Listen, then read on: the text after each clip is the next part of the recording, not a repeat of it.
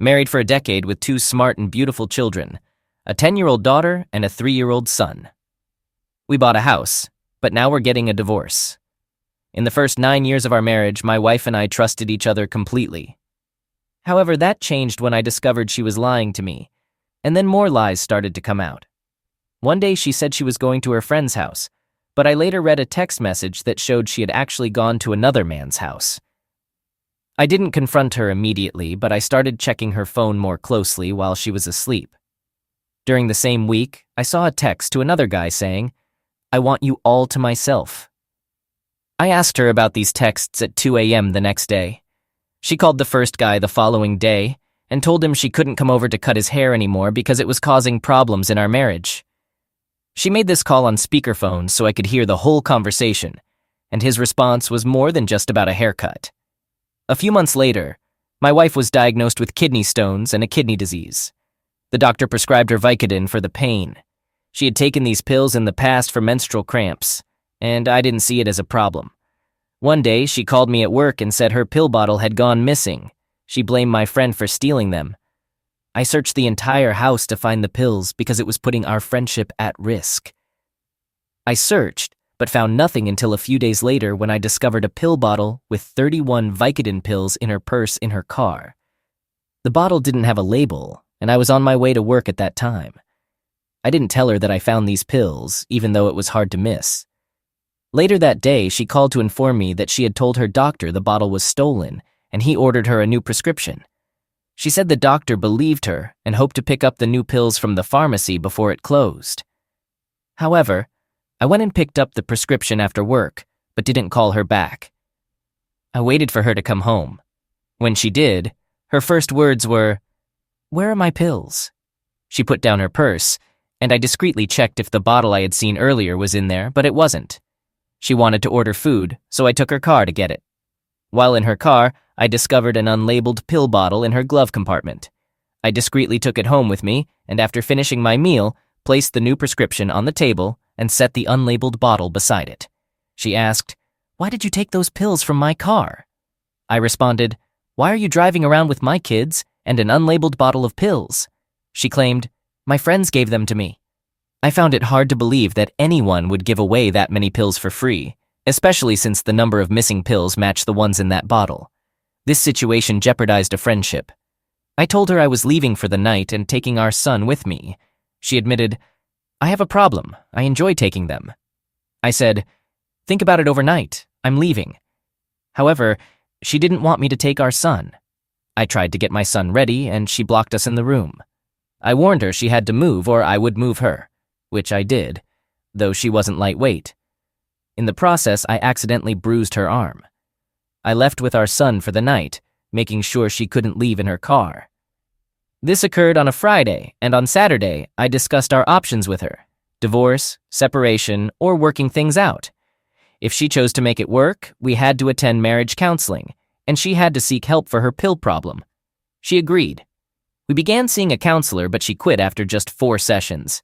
I continued going. A few weeks later, I found unopened contraception in my truck after she had been in it. Confusing, right? A few more weeks passed, and her friend called me to reveal that my wife had confessed to cheating on me with different guys. When I confronted my wife, she claimed I only mentioned this to make her feel better about having a termination. What? I managed to access her voicemails again and heard a message asking, "Why are you spreading rumors about us seeing each other? I'm completely heartbroken now, but I'm still trying to make our relationship work." Unfortunately, I've become like a full-time detective. On the 4th of July, I went up north for a bit, and when I came back, I saw a text that indicated she had another man at our house while I was away. The troubles just never seemed to stop. On August 28th, my dad called to tell me he had been diagnosed with cancer. Just 4 weeks later, he passed away. 5 days before he passed, I found my wife at this guy's house. I decided to take her car and drive it home to let her know I was aware of her actions.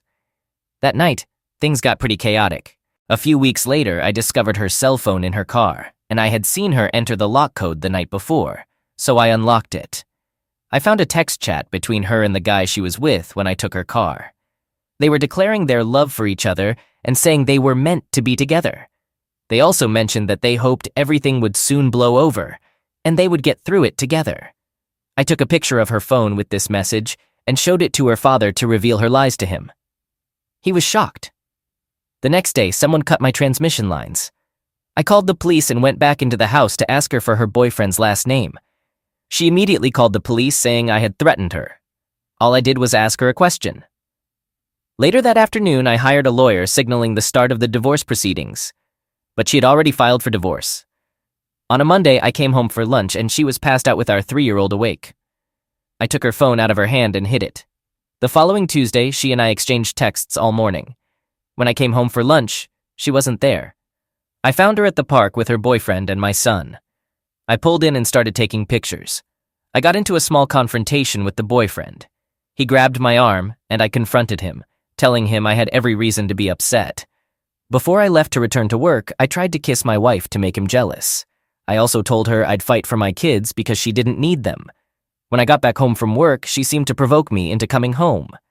An hour later, the police were there, arresting me on domestic issues. She had a witness who claimed I tried to harm her, slammed her against the car, and it wasn't her boyfriend.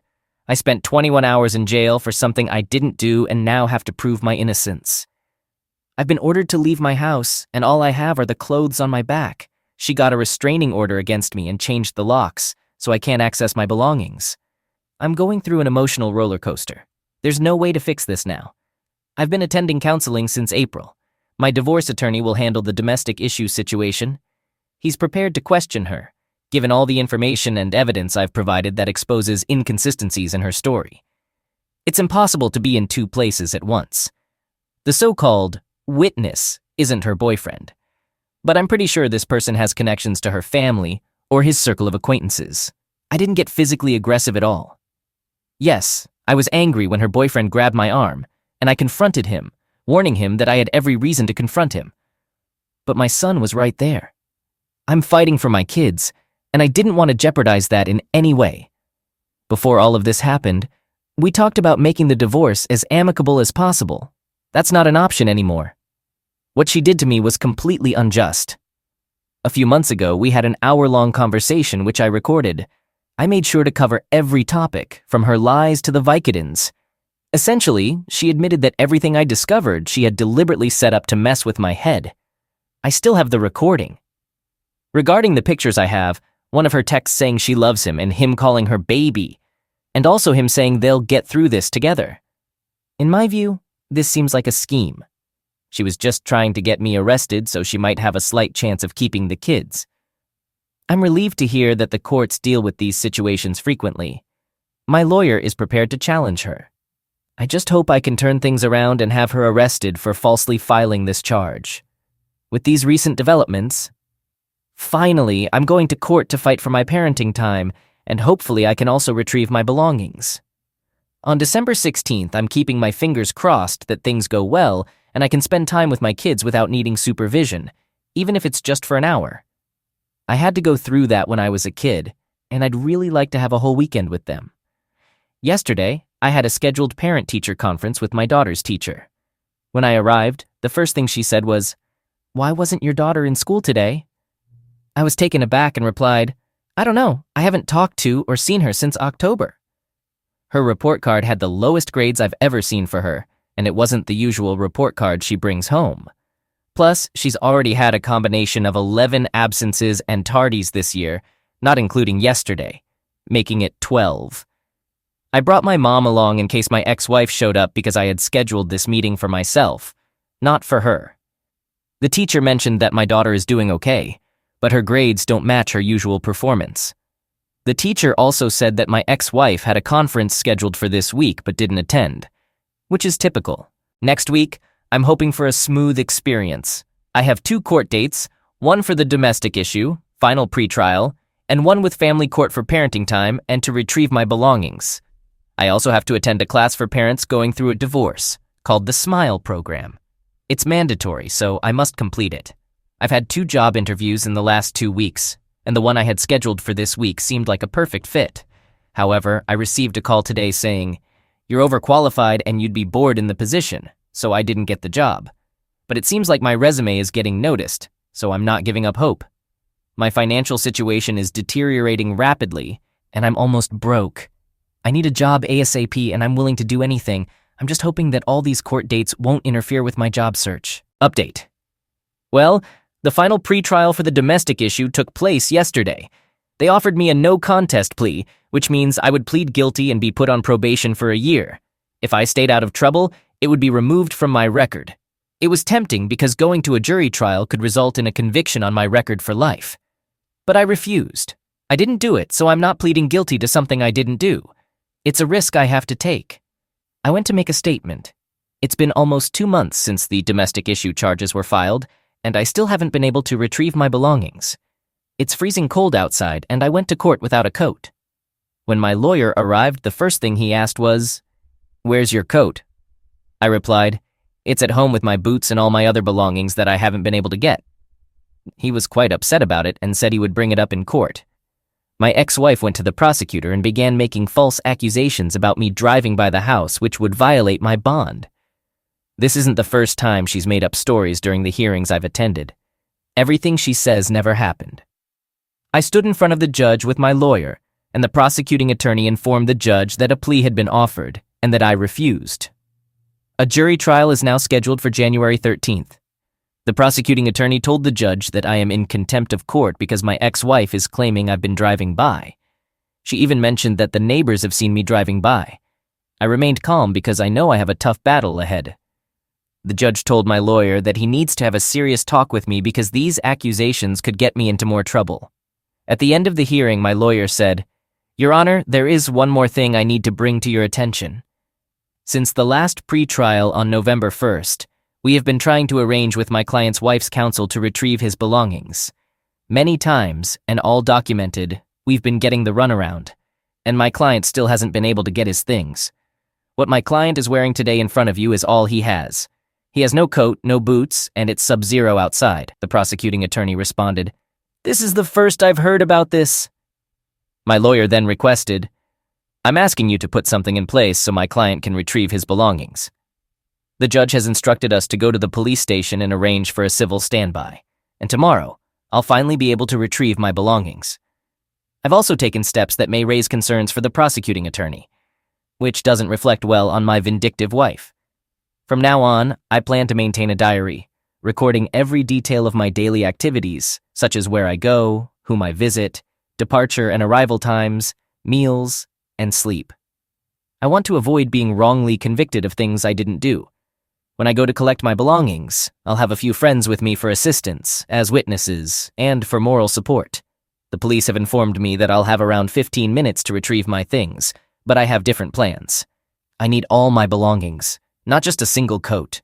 I'm tired of going through hoops and spending money on legal counsel to make contact for retrieving my belongings, something that only becomes complicated because she wants to be vindictive.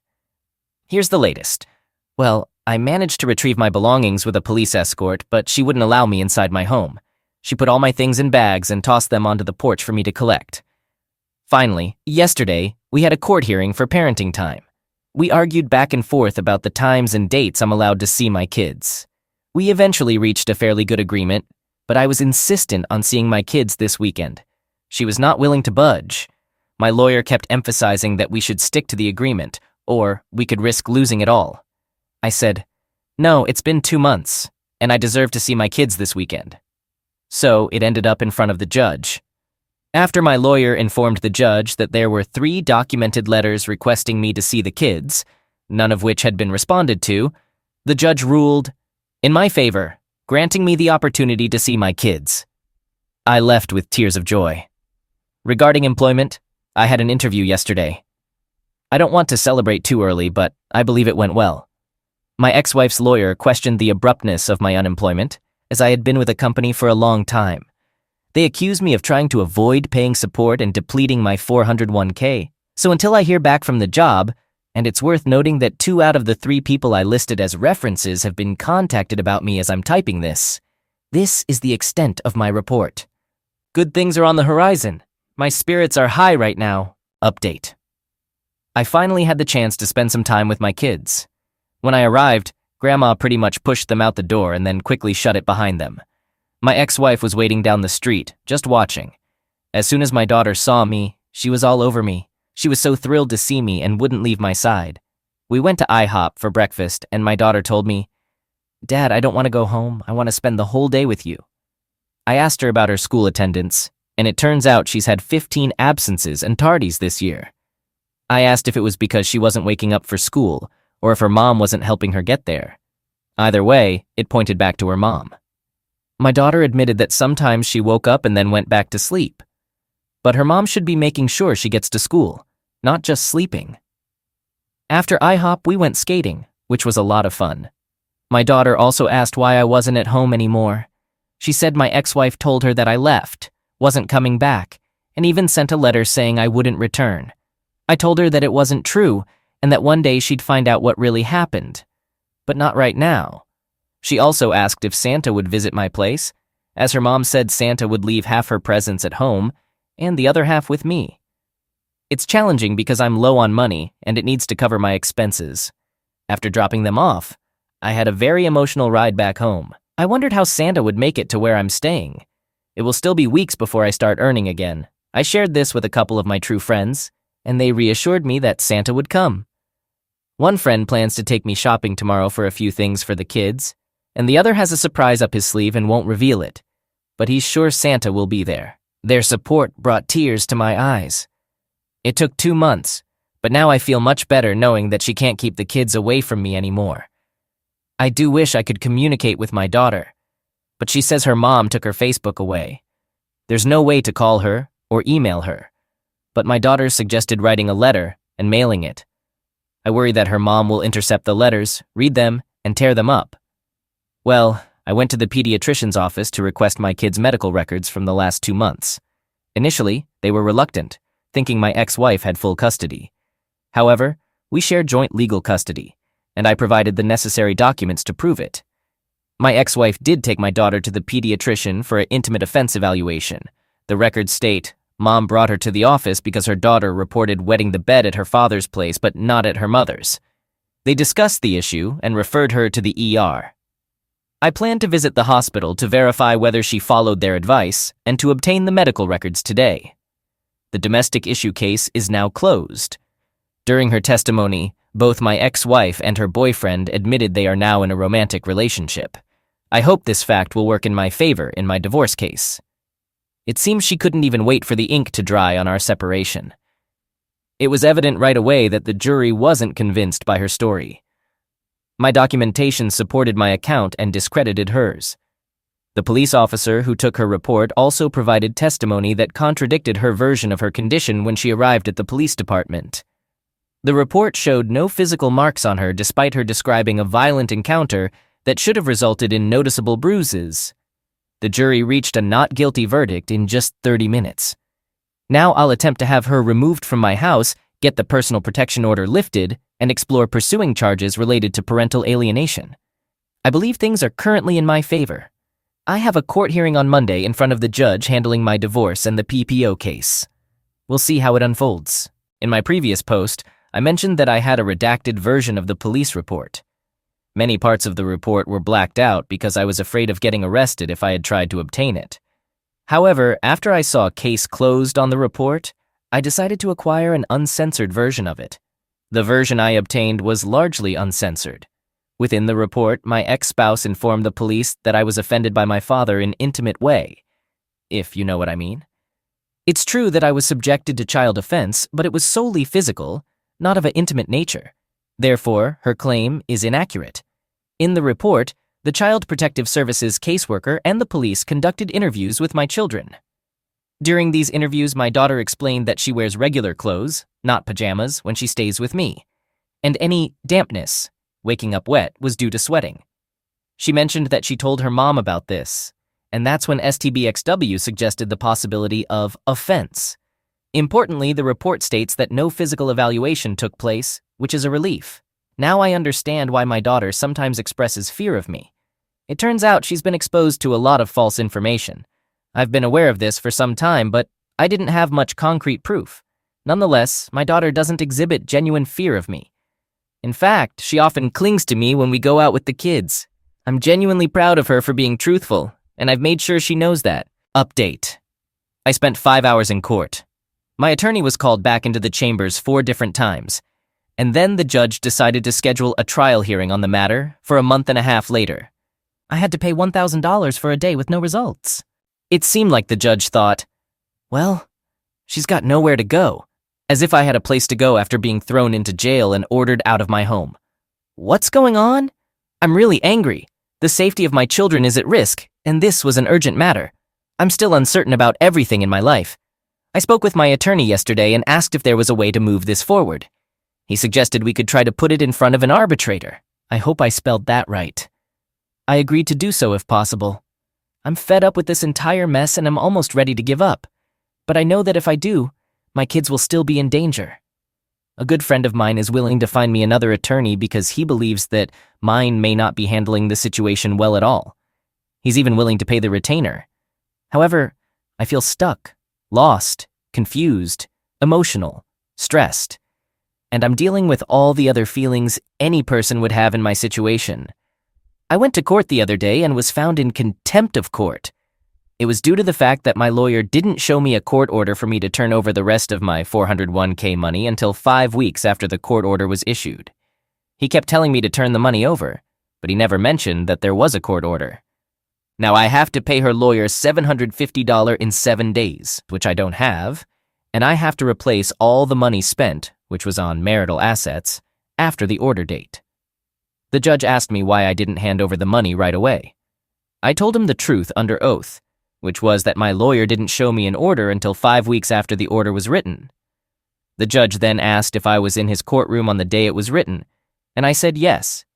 He then said, "You didn't hear us talking about it?" I replied, "No, because you took counsel back into your chambers and discussed this behind closed doors." My lawyer is angry at me for making him look like a fool, but oh well. I'm extremely fed up with this situation. I will request my attorney to draft a settlement agreement.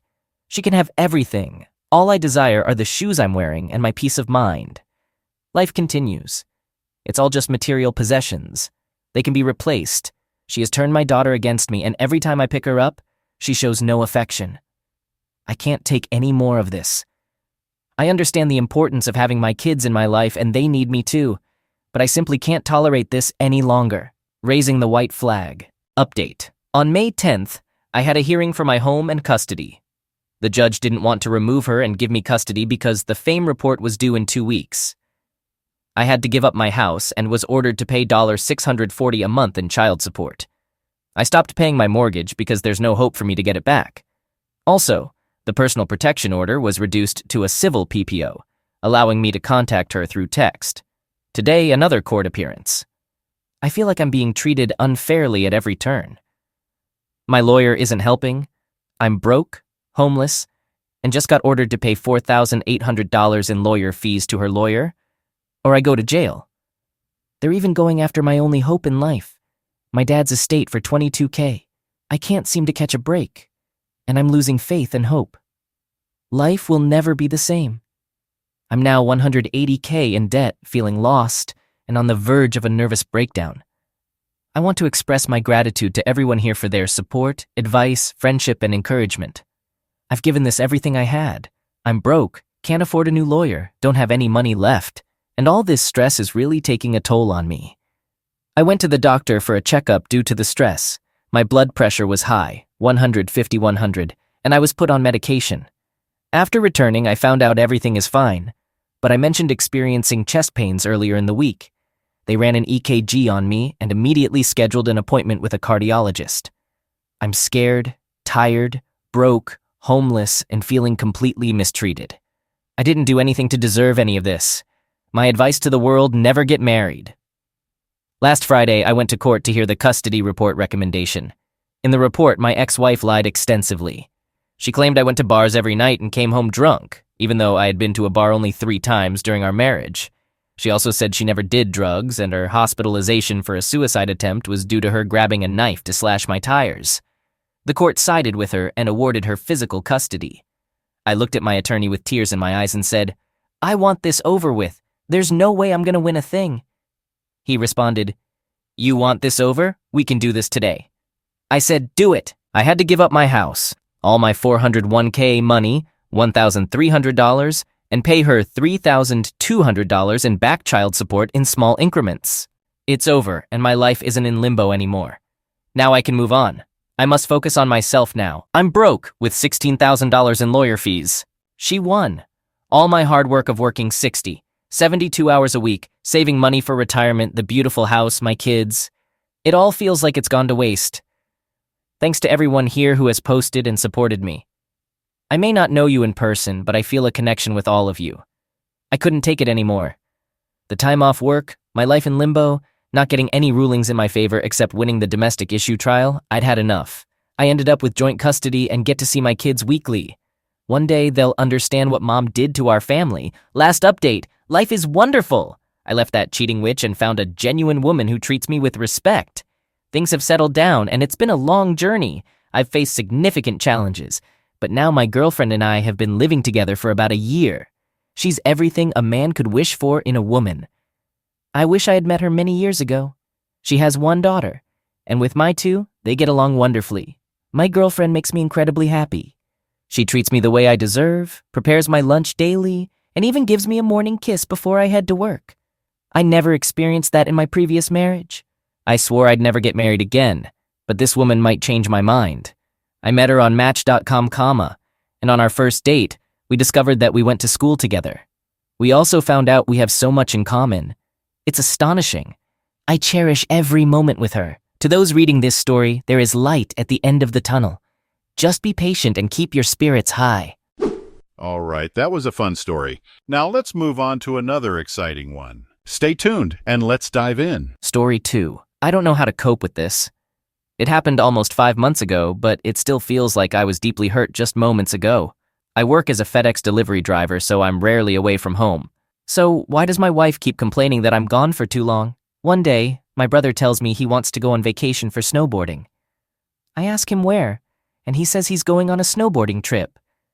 That same day, my wife informs me that she's going on vacation with her friends. Naturally, I believed her. She left a day before my brother did, so I didn't think I had anything to worry about. We don't have any children together yet. About 2 weeks later, my neighbor tells me that my brother was holding hands with my wife. My brother is already married, and oddly, his wife bears a resemblance to my wife. I always found that peculiar. I figured he might have mistakenly confused her with my sister-in-law due to his age. One day I return home from work, and all I can think of is taking a shower. I go into my room and I see my wife, shirtless and asleep next to my naked brother. I'm not one to get into fights. I've never been in one before. But I grabbed his foot and pulled him off my bed, yelling at him. She wakes up and starts with the typical female excuse, saying, "It's not what it looks like." I later found out they had been having an affair for 2 years. Following that incident, I told his wife. This wasn't the first person he had cheated on her with, so she had had enough and began divorce proceedings. I did the same. My wife begged me to forgive her. I know why she wants a second chance. Otherwise, she'll be homeless, as will my ex-brother. I had been with my wife for 4 years, but I've lost faith in family. My brother was the last relative I counted on, and now he means nothing to me.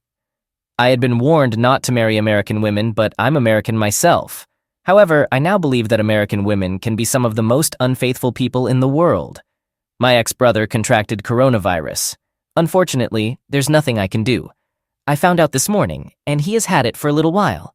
Our sister FaceTimed me, showing me his condition, which didn't look good. She suggested we talk to each other to find some closure. But I declined. He can deal with his problems on his own. He is no longer my brother. As for my wife, she continues to beg me to take her back, even getting on her knees. I'm sorry, but the answer is still no. Regarding my ex-brother, I do wish him luck, but he spent his life smoking and drinking. My brother is passing from this virus, and I don't feel anything about it.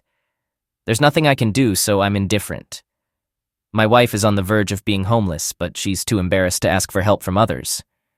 I understand that there are many women who wouldn't cheat. In my eyes, it's challenging to trust even family. So again, I apologize. I didn't mean to be disrespectful. It just came out wrong. I have 2 brothers and 2 sisters. I'm in the middle of 5 kids. I've never been a parent, so I don't know the love of having children. However, witnessing the pain my parents are going through depresses me. I shouldn't wish harm on anyone, especially family.